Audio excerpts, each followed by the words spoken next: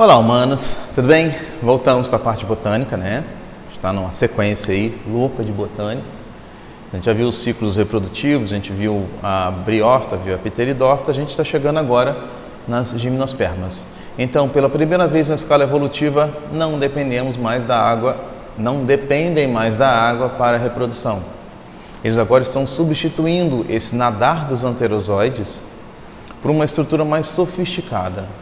Agora eles vão utilizar um grão de pólen, legal? E esse grão de pólen, ele pode se deslocar de uma planta para outra com de várias formas, pelo vento, por pássaros, por insetos, enfim. Mas o principal modo de transporte de pólen é a anemofilia.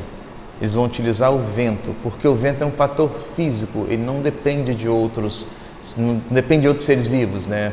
No caso, se for pelos pássaros, né, a ornitofilia, ele vai depender do pássaro, claro. Então, se não tiver o pássaro, também não tem essa transição. Então, os pássaros, os insetos, eles são muito importantes, porque são grandes agentes polinizadores. As abelhas, por exemplo, são grandes polinizadores da agricultura mundial. Uma eliminação de determinado percentual de abelhas no mundo, como já está acontecendo, espera-se que esse quadro se reverta, ela pode dar um colapso geral na agricultura mundial. Mas depois a gente fala sobre isso, tá bom? Bom, chegamos então nas gimnospermas. Gimnospermas quer dizer sementes nuas. Então agora tem um embrião e esse embrião vai ser protegido e vai ser nutrido por uma semente, tá legal? Por um nutriente. Bom, então essas gimnospermas também têm grande porte, né? Aliás, grande mesmo. Grande porte. Os pinheiros e as sequoias principalmente, o ser vivo mais velho do mundo é o pinheiro Bristol, tem um nome assim na Califórnia, deve ter em torno de 6.700 anos. As sequoias, aquelas grandes árvores gigantes, que eles fazem até um buraco no meio do seu caule para o carro passar. Então tem um monte de coisas. Então são de grande porte e precisam movimentar uma quantidade muito grande de água até lá em cima, né? Via vasos condutores. Vamos colocar aqui, ó, independência da água para a reprodução. Vamos colocar aqui exemplo, então, né? Pinheiros, sequoias, as árvores gigantes. E aqui, ó, independência da água para fecundação. Ok? Bom, então vou pegar como exemplo o pinheiro. Lembrando que isso aqui é o esquema, tá legal? Bom, olha só, um pinheiro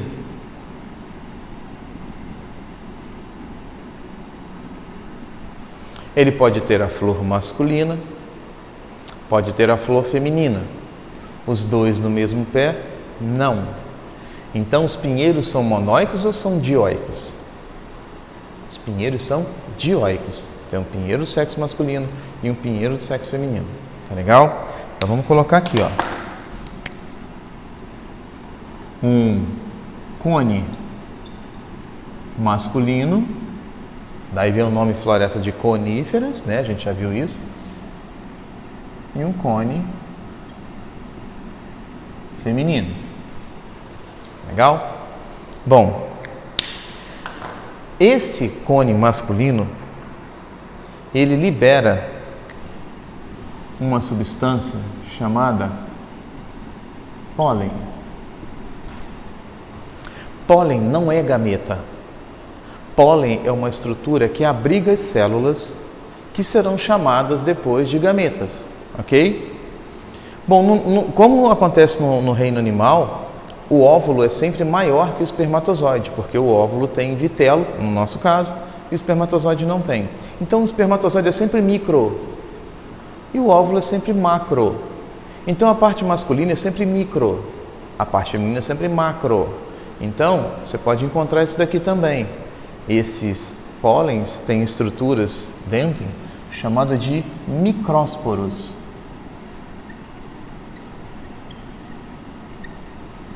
Então, é simples. Se enunciado a questão falou sobre micro, ele está falando da parte masculina.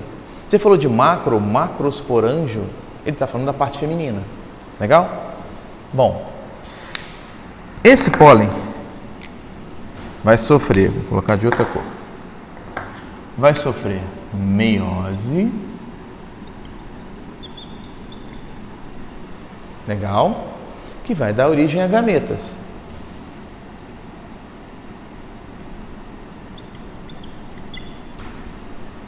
Certinho? Pergunta, essa meiose é uma meiose espórica ou uma meiose gamética? Uma meiose gamética. Por quê? Porque gera gameta. Ok?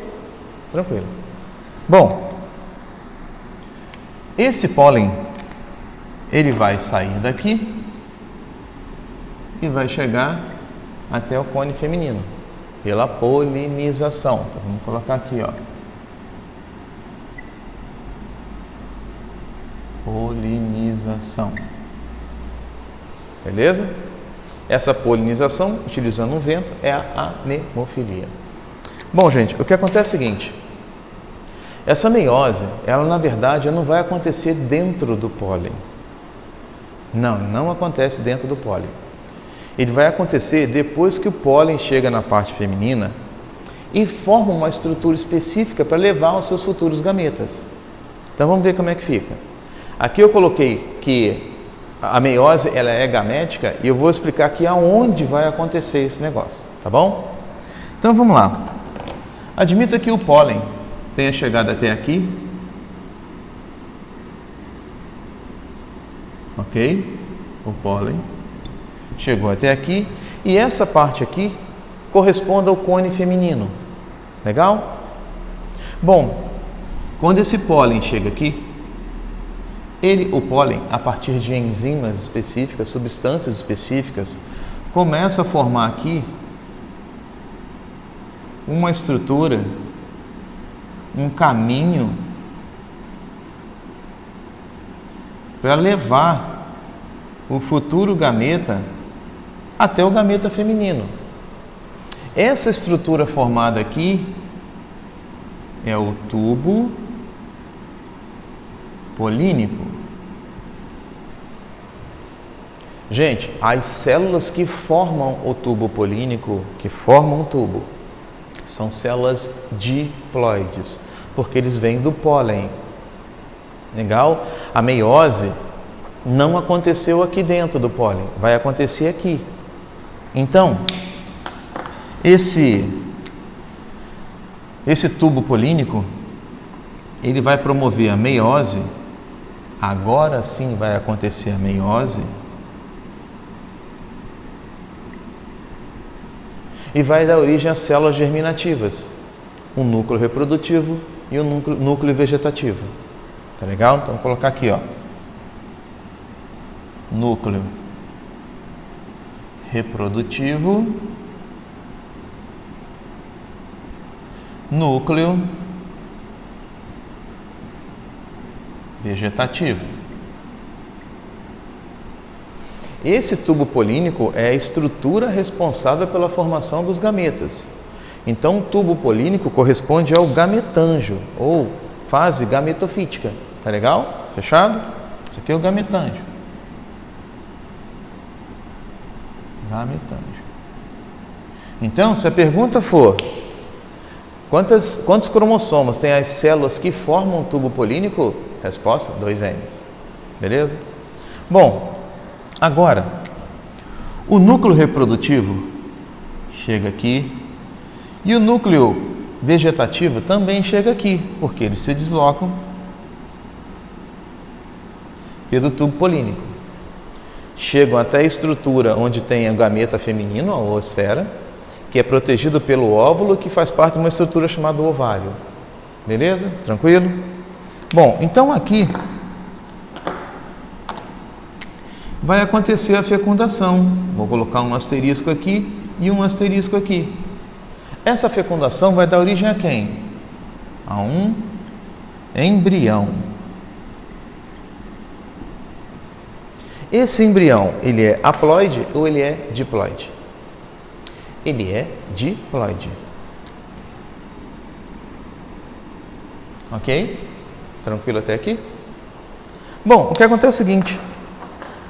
Esse núcleo vegetativo, que eu vou colocar aqui como 2 asteriscos, de outra cor, né? Vamos colocar outra cor aqui para ficar um negócio mais organizado. Vou colocar 2 asteriscos em preto aqui, ó.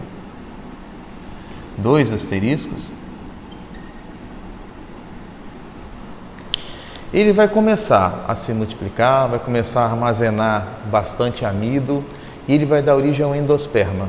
O endosperma é a estrutura responsável por fornecer nutriente para o embrião quando ele for germinado. Então, ele vai dar origem ao endosperma. O endosperma é para nutrição do embrião. Seria a parte comestível do pinhão. Legal, a pergunta é a seguinte: quantos cromossomos tem esse endosperma? Ele é formado só por essa célula, que surgiu a partir de uma meiose. Então, o endosperma ele é haploide. Ok?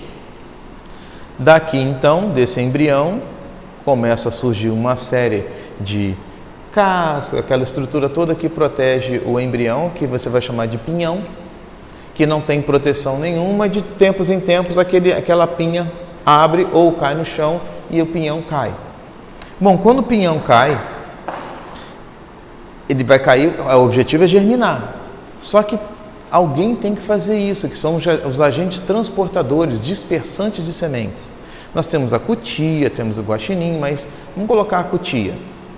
A cutia pega esses pinhões e esconde, enterra para a época de frio.